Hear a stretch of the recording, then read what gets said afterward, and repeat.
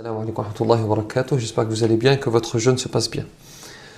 Je prends la parole de manière un peu improvisée et en urgence parce que j'ai appris qu'il se pouvait, qu'il y avait une possibilité que les musulmans soient désunis pour l'Aïd, pour Aïd al-Fitr.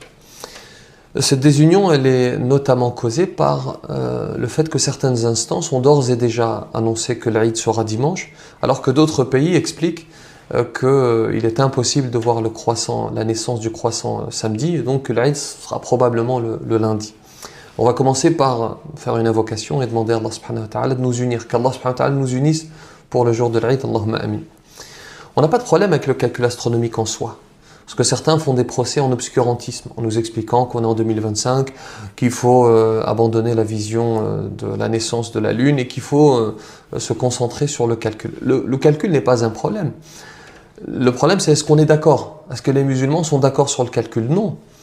L'écrasante majorité des érudits musulmans, pour ne pas dire tous, expliquent qu'il faut suivre ce que dit le prophète sallallahu alayhi wa sallam, c'est-à-dire qu'il faut jeûner à la vision de la lune et rompre, c'est-à-dire annoncer le jour de l'Aïd, et rompre à la vision de la lune.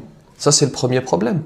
On ne peut pas imposer son avis comme ça de manière arbitraire, on ne peut pas se baser sur la vision depuis des siècles, et puis à un moment donné, sous prétexte qu'on doit maintenant être moderne, entre guillemets, abandonner arbitrairement la vision et commencer à annoncer en se basant sur le calcul. Ça, c'est le premier problème. Le deuxième problème, c'est qu'il n'y a pas qu'un seul calcul, il y a des calculs en réalité.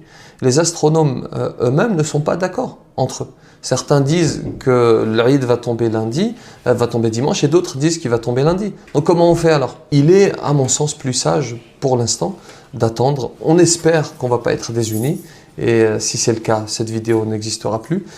Mais en tout cas, s'il y a une désunion, on ne l'espère pas, mais on demande à Allah subhanahu wa ta'ala de nous faciliter, et j'espère que les instances seront responsables et sauront gérer les choses pour que on puisse, Inch'Allah, s'unir, qu'Allah subhanahu wa ta'ala nous facilite.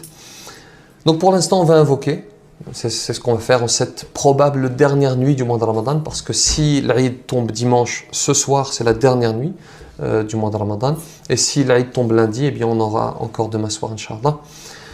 Pour terminer, on est dans la 29e nuit, c'est une nuit impaire, n'oubliez pas, on est en pleine construction du centre islamique de Roubaix, on a fini la mosquée, alhamdoulilah, on passe maintenant à l'institut, l'école pour les enfants et l'institut pour les adultes. Et si vous voulez faire une sadaqa jariya, une aumône continue, vous pouvez le faire, Inch'Allah, en cette nuit impaire, qu'Allah subhanahu wa ta'ala accepte. Vous avez le lien juste en bas, que la paix soit sur vous.